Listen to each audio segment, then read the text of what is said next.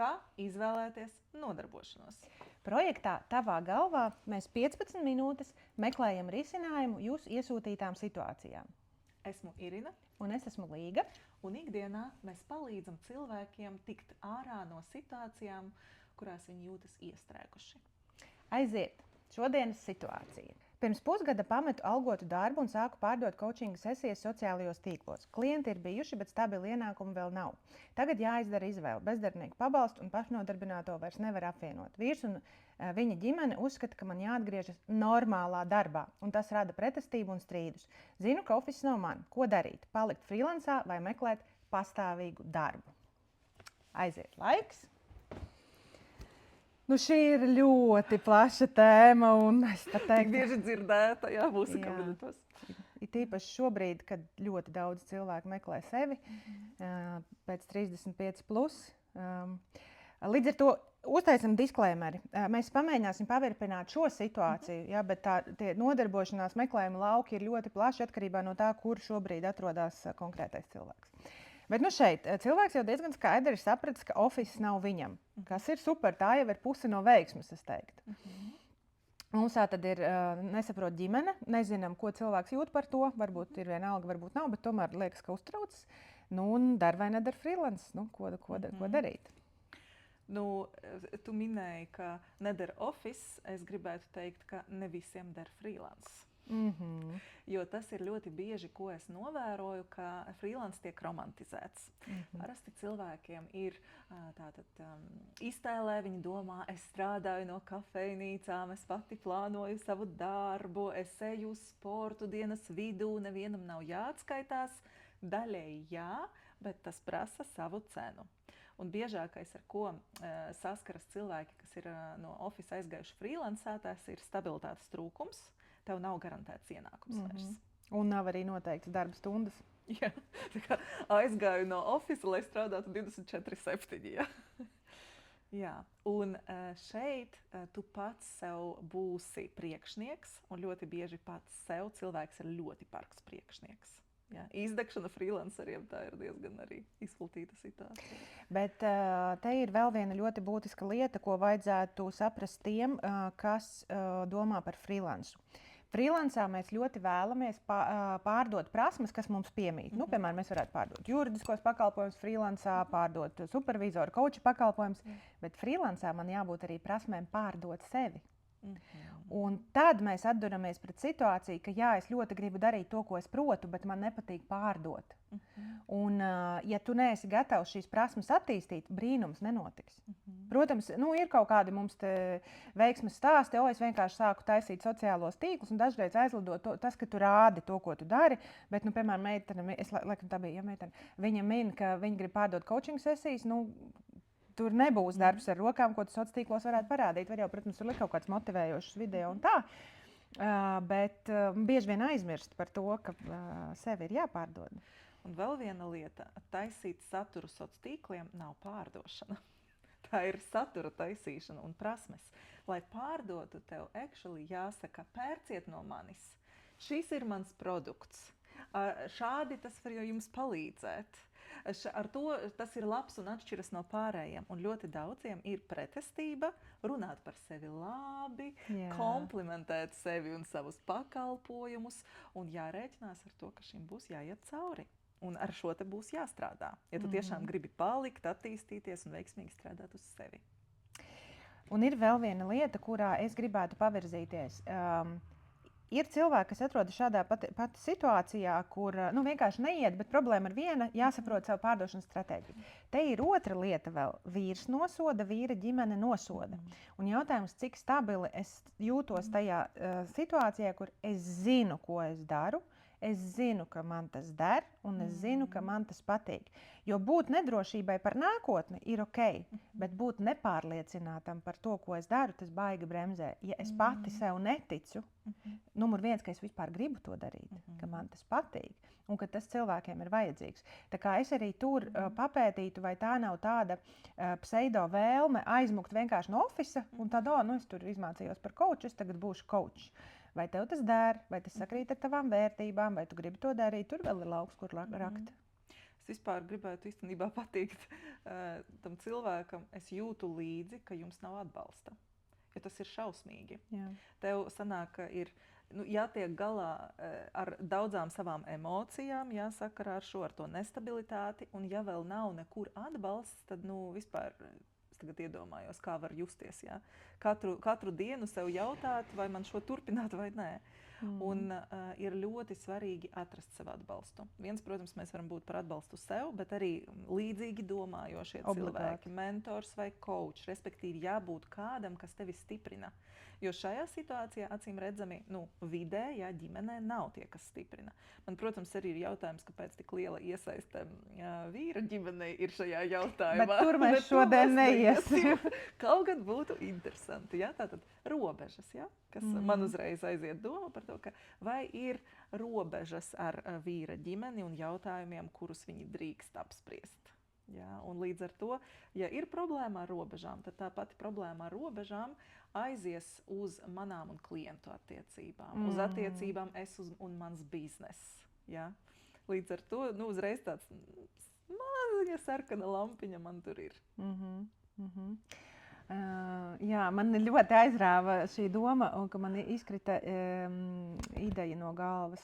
Mēs runājām par vīru un vīra iesaisti, bet labi, es atcerēšos, pateikšu. Bet vai tagad padomāsim par šo cilvēku, Vat cilvēks ir atnācis pie mums ar šādu jautājumu. Viena lieta, ka, protams, tad es izvēlētos to cilvēka stiprinātāja lomu. Noteikti, lai justos stabilāk jaunajā sfērā, ir jāuztaisa revīzija, ko es no savām visām iepriekšējām pieredzēm ņemu līdzi jaunajā sfērā. Un visdrīzāk tas cilvēks ir strādājis ar cilvēkiem vai apkalpošanas sfērā, vai varbūt konsultēšanas sfērā, vai vadīja kādu, jo tāpat vien coachingā neatnāk. Tur ir noteikts rakstura īpašības, komunikācijas prasmes, tad es vienkārši uztaisītu tādu reāli sarakstu, kādas man ir prasmes, rakstura īpašības, iepriekšējās pieredzes, kas man palīdzēs šajā te jaunajā profesijā. Tas jau iedotu tādu lielāku stabilitāti iekšēji. Es vēl noteikti meklētu arī kopienu. Ļoti daudzām profesijām ir kopienas. Kopienas ir arī coachiem. Var veidot arī savu kopienu un komunicēt ar tiem cilvēkiem, kas tiešām tevi saprot un atbalsta. Bet es vēl zinu, kur aizietu. Ļoti bieži ir tā, ka patiesībā klients nodarbojās ar pašsabotāžu. Un ir tā sajūta, ļoti reti, ka tā ir, es visu daru un klienti nenāk. Protams, ka tā var būt. Es uzreiz atcerējos vairākus cilvēkus un sevi tajā skaitā. Jā, es arī. Es esmu tam gājis cauri, jo beigās tu saproti, ka tev patīk tā doma par to, ka tu esi, šajā gadījumā coach, bet tas varbūt arī, piemēram, es būšu tagad jurists freelancer, un man patīk tā doma, bet īstenībā es to negribu. Kā tu teici, coach freelance tiek romantizēts, bieži vien arī tiek romantizēts tas rezultāts. Es redzu, ka veiksmīgs coach vai veiksmīgs jurists ir tāds, un es gribu to rezultātu. Bet tajā procesā es īstenībā nemaz negribu būt, es negribu sevi pārdot, es īstenībā pat negribu varbūt risināt tos klientu jautājumus, ko es gribu nebūt ofisā. Un es tam coachingam šajā gadījumā vai tā idejai pieķeros, un te būtu jāpapēta, vai es tiešām gribu. Jo te ir baigais kombo, jācīnās ar pretestību ģimenē, jācīnās ar to, ka man gribas, bet nesanāk, vai iespējams pat negribas veidot to tīklu, tur sociālajos tīklos, un man it kā patīk tā ideja par coachingu, bet vai es tiešām to gribu? Jo, ja tiešām gribu, tad tomēr tā enerģija kumulējās, un tad ir, tu tici tam, protams, tu baidies, tu kaut kur kļūdies, kaut kur ej, bet ir iekšējs mieriņš, un to mieriņu vajadzētu dabūt. Un ja tas mieriņš ir, tad jau var izsināt jautājumus visus, kas tur tajā situācijā ir pieminēti. Es teiktu vēl mērķis, uz ko es eju. Šobrīd izskatās, ka es eju prom no ofisa, un kur ir tas mērķis coachingam? Ko es gribu ar to panākt? Kāda ir mana misija? Cik tas, varbūt... Atkal romantiski izklausās.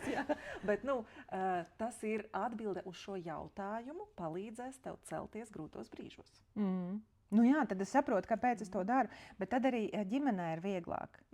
Tātad es to gribu, man patīk to darīt, es ticu, ka tas palīdz cilvēkiem, tas man ļauj nodarboties ar to, ko es vēlos darīt, lūdzu, esiet saprotoši. Un patiesībā jau cilvēki baigi to nolasa. Tad, kad viņi jūt, ka tu peldi, viņi arī to laivu tad tur šūpo. Bet ja tev ir tas kodols un tas es saprotu, man ir ļoti grūti, bet es zinu, ko es daru, un tad viņi neaiztiek, jo ļoti to jūt, to stabilitātes enerģiju. Un vēl no savas pieredzes var pateikt, mani vecāki joprojām nesaprot, par ko man maksā naudu. Un tas ir ok, un es to esmu pieņēmusi, tā ir cita paudze. Tur psihologi, šarlatāni kopā ar ezotēriķiem vienā kaudzē. Līdz ar to baigi cerēt uz to sapratni un atbalstu. Nevajadzētu, bet stiprināt to savu iekšējo kodoliņu un vākt apkārt cilvēkus, kas reāli saprot, kas tas ir un var tevi atbalstīt. Bet vēl viena lieta un dimensija – nauda. Ja, tā kā, šobrīd cilvēkam ir jautājums vai atgriezties ofisā vai strādāt uz sevi, bet tas faktiski nav jautājums mums, tas ir jautājums ģimenei. Ja? Un konkrēti vīram, vai tu esi gatavs mani atbalstīt, kamēr es nostabilizējos. Jā. Jeb tu saproti, ka mēs īsti to nevaram atļauties, un tad es eju strādāt atpakaļ pastāvīgajā darbā un paralēli attīstu savu lietu. Un tas ļoti viegli risinās pavisam praktiski. To var arī ar coachu kopā izdarīt, var pats izdarīt, bet vēl labāk ir saruna ģimenē. Mēs ejam no pretējā. Piemēram, mēs apsēžamies un mēs risinām, šobrīd nospraužam termiņu 6 mēneši, piemēram. Cik ir programma minimums, lai mēs varam izdzīvot? Iespējams, vīram kaut kādu brītiņu jāpaņem vairāk uz sevi. Ja vīram tas tur ir, teiksim, nepatīkama situācija vai vēl kaut kas, noslēdzam tādu ģimenes līgumu. Ok, tu tagad ieguldies vairāk, es vai nu šobrīd vai pēc tam daru kaut ko vairāk. Tā jau ir ģimenes iekšējā lieta. Bet mēs paskatāmies. Un tad es saprotu, ka man, piemēram, mēnesī ir jānopelna tik. No tās programmas minimums. Protams, ja vairāk super. Un tad es skatos, es varu šo vienošanos izpildīt. Ja nē, tad ir jāmeklē kaut kādi, varbūt puslodzes darbi, gadījuma darbi, jo, kā tu teici, iepriekšējās prasmes nekādā gadījumā nevar mest miskastē. Ja es biju, teiksim, es piesaukšu tos juristus, vai jurists, vai vienalga, vai mārketinga speciālists, tas ir tas, ko es daru. Protams, ka gribās pilnīgi ar galvu ieiet jaunajā sfērā, bet tas tranzīta periods ir ļoti svarīgs. Tā kā nevajag visas solas likt vienā groziņā, pamēģinam, un teiksim, tās prasmes, viņas vajag izmantot. Un šobrīd arī ir tā iespēja, ka, ir tagad viņi saucās virtuāli asistenti, man liekas, vai vēl kaut kas, ka tu nodod kaut kādus darbiņus, tu kādam palīdzi administrēt, vai tu savus tīklus vai ikdienas darbiņus, kādam rēķinus izrakstīt, vēl kaut kas. Pieņemsim, tu nopelnīs vairākus 100 mēnesī uz to, kas nav daudz, bet kas ir liels ieguldījums budžetā. Tādus gadījuma darbiņus arī var meklēt, ja tas palīdz atbalstīt ģimeni. Jo īstenībā es pati, sevi tagad atceroties, es arī pirmo, man šķiet, pusgadu savienoju pašnodarbināto ar to bezdarbnieka pabalstu, tāpēc es biju ļoti apbēdināta, kad tagad šo atcēla. Un es priekšlaicīgi rakstīju iesniegumu, lai man nemaksā, jo es sapratu, ka es spēju izaudzināt to savu kapacitāti virs minimālai algai. Un arī es biju konsultējošs speciālists 10 gadus pirms tam, bet man likās, ja es eju coachingā, tad es sāku no absolūtās nulles. Nekādā gadījumā. Man vienkārši vajadzēja uztaisīt revīziju tam visām manam iepriekšējām prasmēm. Un tad es šobrīd varu teikt, ka es konsultēju cilvēkus 14 gadus, 4 no tiem ir coachings un supervīzija.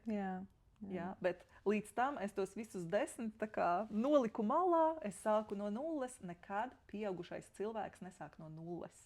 Šīs ir ļoti lielas lamatas, kur viss, jo redz, tas fokus baigi aiziet. Es kā coach esmu nulle, jā, bet kā cilvēks, kā speciālists, kā profesionāls, tu neesi nulle. Un tas pat ir, es pat teiktu, tāds pārdošanas punkts ļoti nopietns, jo tieši tava iepriekšējā pieredze tevi padara unikālu. Jo mēs abas esam coachi un supervīzori. Mēs esam pilnīgi atšķirīgas. Mēs esam atšķirīgos formos darbojušos ar šiem cilvēkiem, tikušies ar atsevišķām valstīm strādājušas. Ja? Un tas dod pilnīgi citu pieredzi. Un, piemēram, es nejūtu varbūt tavus klientus, tu nejūti manējos. Un tāpēc arī svarīga lieta, ja jūs meklējat coachu, ir jāatrod savs. Tas tāpat kā ar frizieri un citiem speciālistiem. Ļoti svarīgi atrast savu. Un paskatīties backgroundu. Jo coachs, kurš ir nācis no HR, atšķirsies no coacha, kurš ir jurists un vadītājs pagātnē, un no coacha, kurš ir krīzes konsultants. Ja, pagātnē. Jo tas ir, protams, ka ģenerāli mēs varam runāt par jebkuru situāciju, ko mēs arī parādām projektā tavā galvā.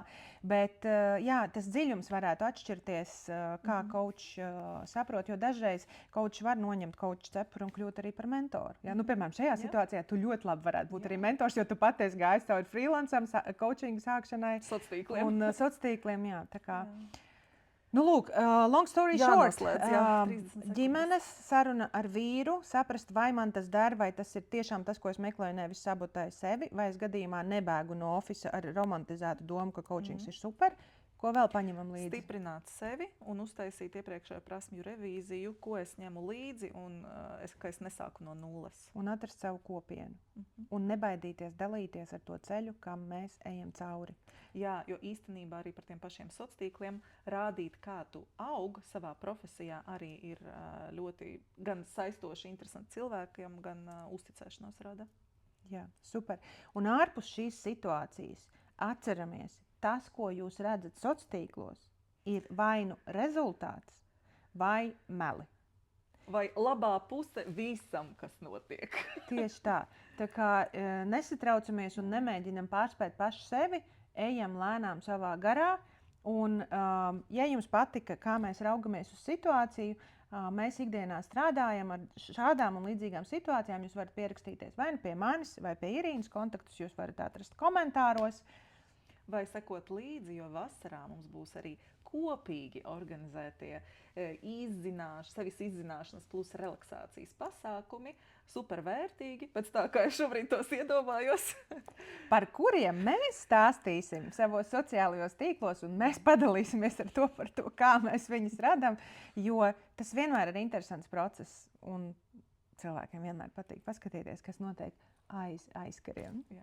Un lūdzu, ja jūs esat līdzīgā situācijā, kā šīs situācijas autors, tad padalieties komentāros, ko jūs darāt vai darījāt, lai šo cilvēku atbalstītu ar savu pieredzi. Un mēs turpinam gaidīt jūsu situācijas. Tā!